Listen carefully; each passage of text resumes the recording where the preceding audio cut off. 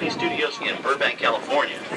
We included sound stages, recording studios, high-tech editing rooms, all the tools needed to create movies, TV shows, and radio broadcasts. We've even got our very own water tower, too. It's up ahead on the left side of our shuttle. We call it the Earful Tower. It's inspired by the water tower Walt Disney had built for his Burbank studio in 1939. Our Florida tower stands a lucky 13 stories high, and we added our own creative touch, a giant set of Mickey Mouse ears.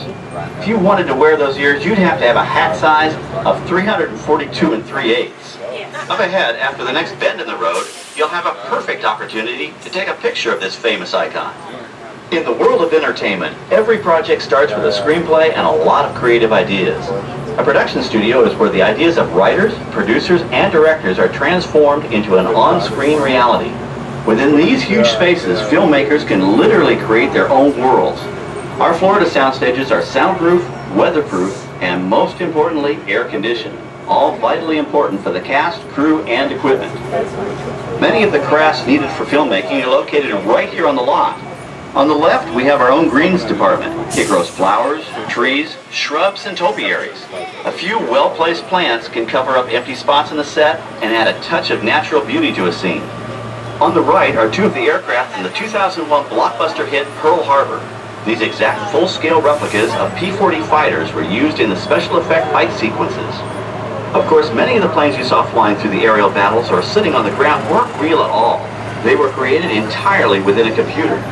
Oh, keep your cameras focused to the right. We're coming up at that perfect angle of the Earful Tower I told you about. It's a true masterpiece.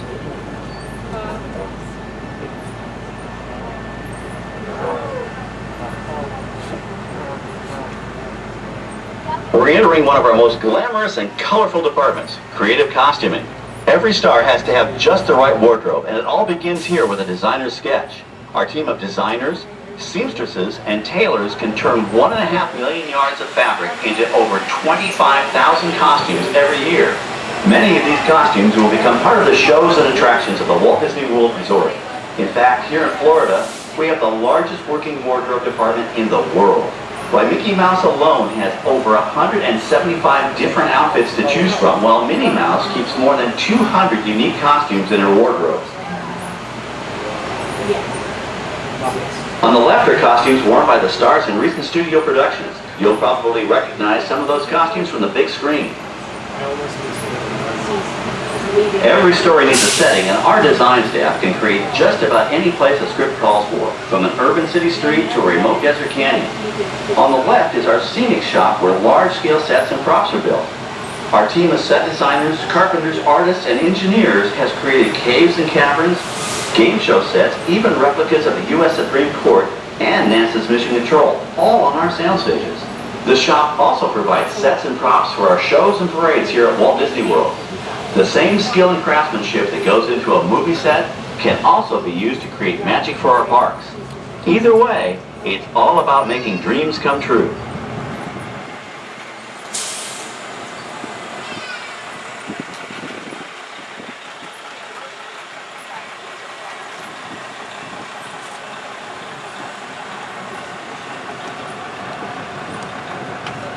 Now we're entering a zone we call the Boneyard. It's an outdoor storage area for oversized props and vehicles.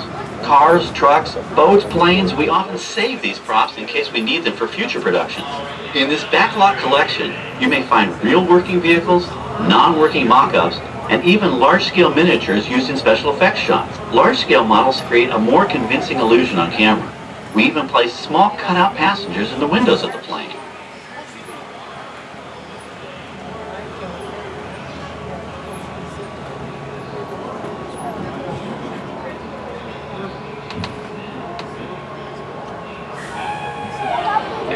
Now we're going to be holding just a little bit longer. We just have that vehicle that's going to be passing in front of us here in just a moment.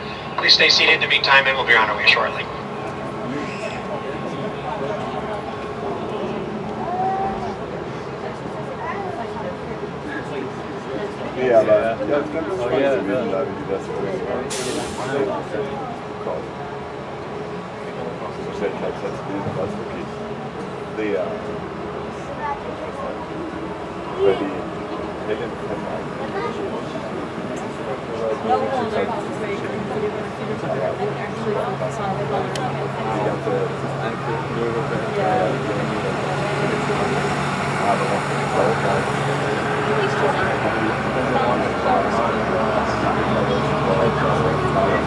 passing like anywhere.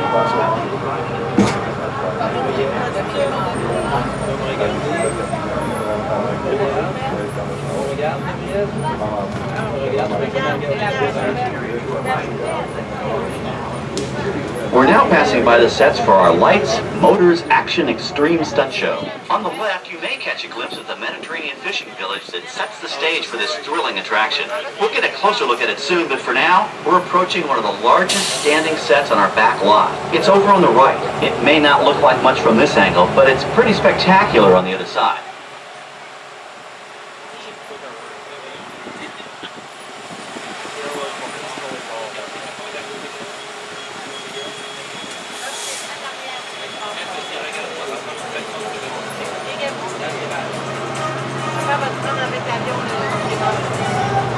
This is great, folks. The production crew has just given us clearance to enter the set. Hello, Backlot Tour. I'm Amy, a production coordinator here at the studios. I can see your shuttle heading toward our canyon set. I've given your driver permission to come in and take a look around. I'm up here with our effects crew for the next take. We shoot some of the water through air cannons for an extra dynamic effect. Those air cannons are powerful enough to shoot a basketball over the top of a skyscraper the size of the Empire State Building. To top it off, our shuttle was sitting on hydraulic shaker tables. They provided the shaking, rattling, and rolling sensations for the scene. The entire sequence can be reset in 3.5 minutes. That's just enough time to bring in the next shuttle. Well, I've got to get ready for our next take. Thank you all for being part of the action. Hey, I'm needed back on the set, so enjoy the rest of your tour. Okay, well, thanks, Amy, for giving us access to the set.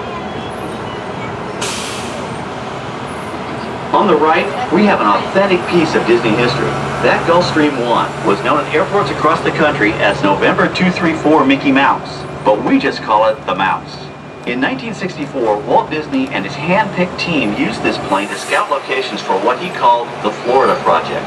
Soon, they secretly began purchasing thousands of acres of land, which became the Walt Disney World Resort in 1971. During the creation of the resort and later Epcot, the Mouse shuttled studio executives and Imagineers between Burbank and Orlando, making it the most used executive aircraft in the country. Appropriately, the Mouse retired here in 1992. As Walt used to say, it was all started by a mouse. In this case, the 234 Mickey Mouse.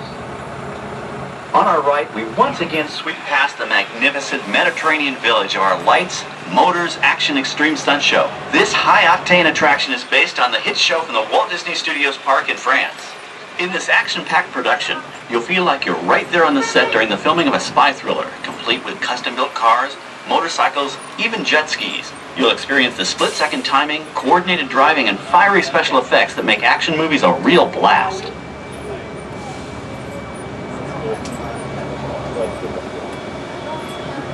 The staging area to our right is known as Acceleration Alley.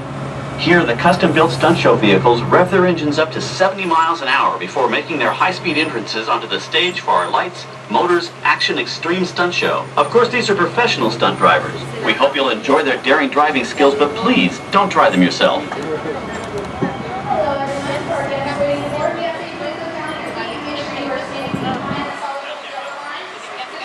On the left, we've reached our second boneyard with more historic props and vehicles. When we reuse older props in a new production, they're often refitted with custom parts and given a whole new color scheme. You might not even recognize them the next time you see them on screen. For instance, coming up is our friend Herbie the Love Bug. He went through a special demolition derby makeover. Those dents and dings were added on purpose, but he can be polished up as good as new for his next starring role.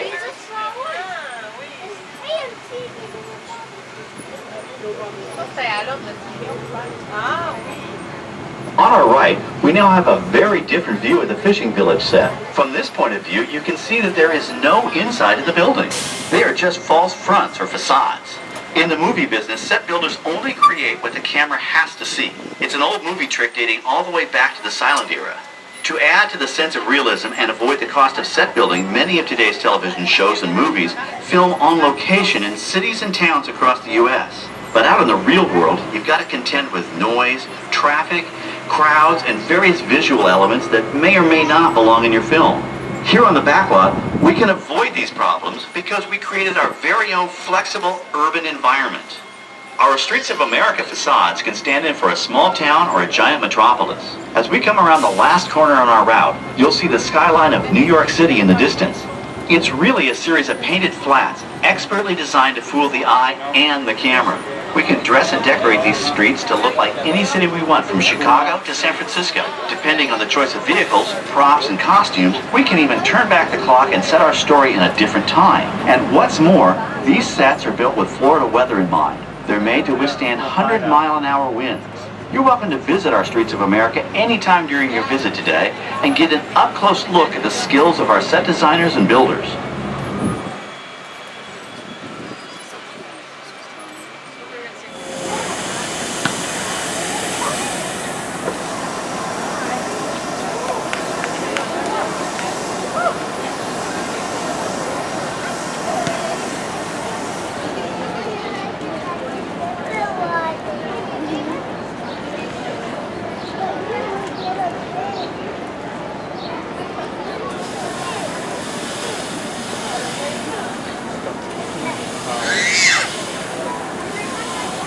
Come on, guys.